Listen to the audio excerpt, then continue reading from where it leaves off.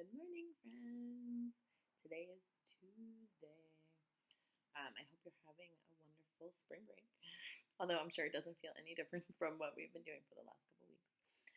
Um, so let's get started with some deep breaths. Ready? Breathe in. Breathe out. Breathe in. Breathe out. Breathe in. Breathe out.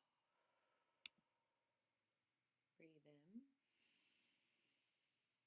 Breathe out. Breathe in.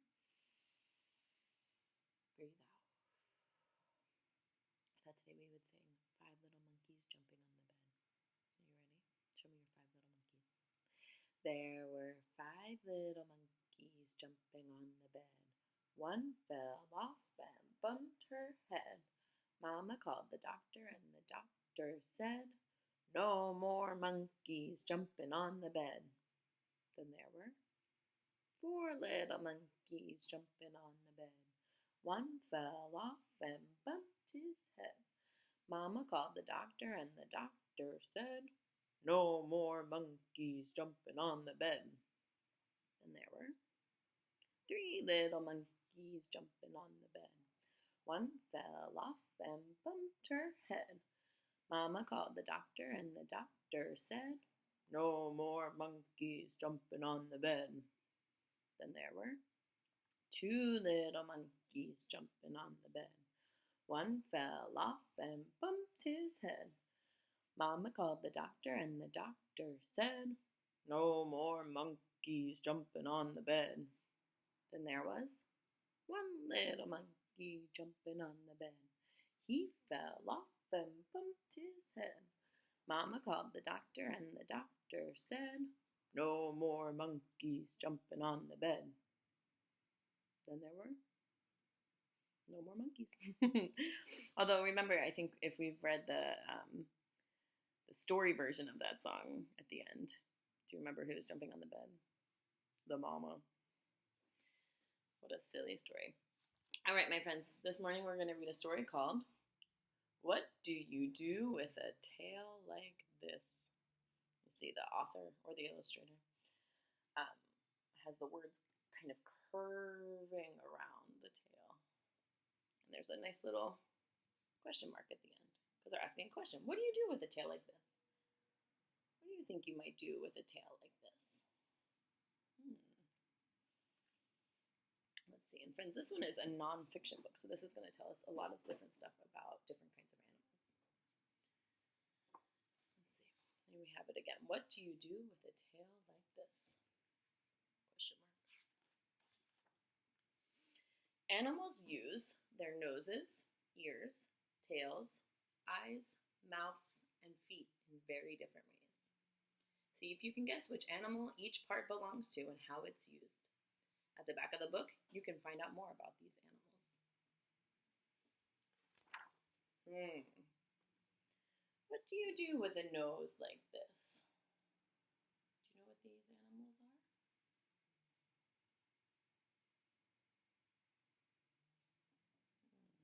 I can guess most of them. I'm not so sure about this one here.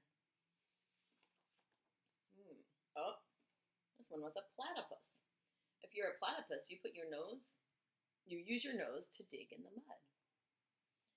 This one is a hyena. You know what? On this page, I thought it was a dog. It's a hyena. If you're a hyena, you find your next meal with your nose. The trunk, of course, was an elephant. If you're an elephant, you use your nose to give yourself a bath. This one is an alligator. If you're an alligator, you breathe through your nose while you're hiding in the water.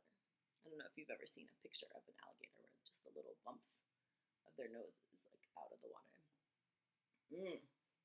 This was the one I wasn't sure of, friends. That's a mole. If you're a mole, you use your nose to find your way underground.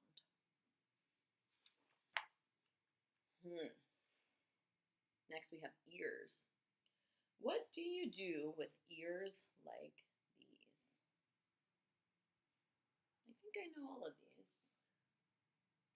I'm not sure. What do you think? Do you know which animals these are?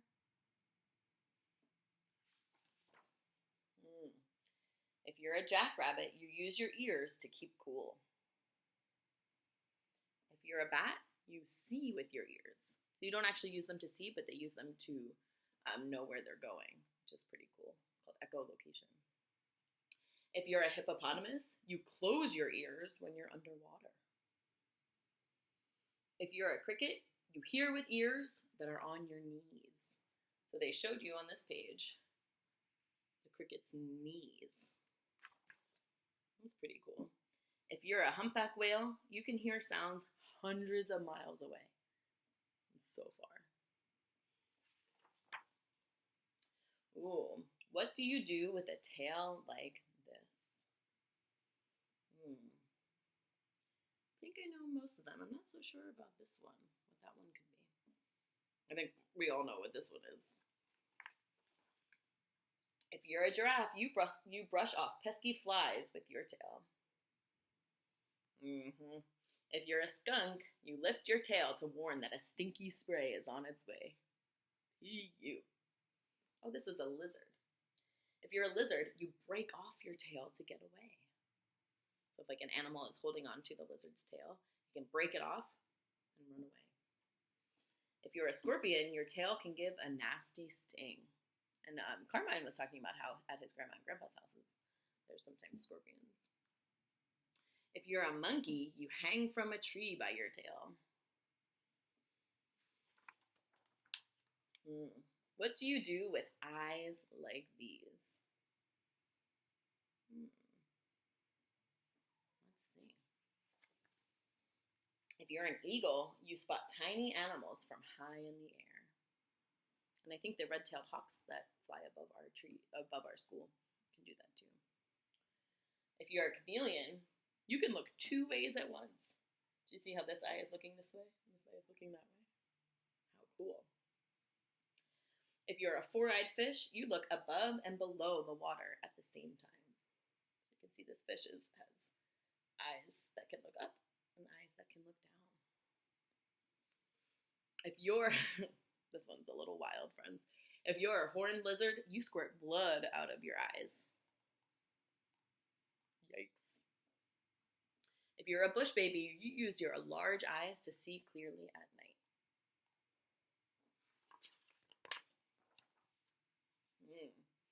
What do you do with feet like these?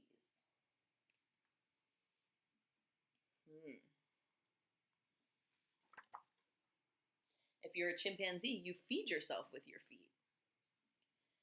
If you're a water strider, you walk on water. If you're a blue-footed booby, that's a kind of bird, you do a dance.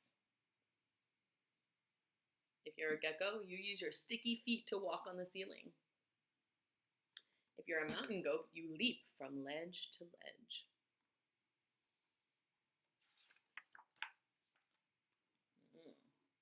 What do you do with a mouth like this?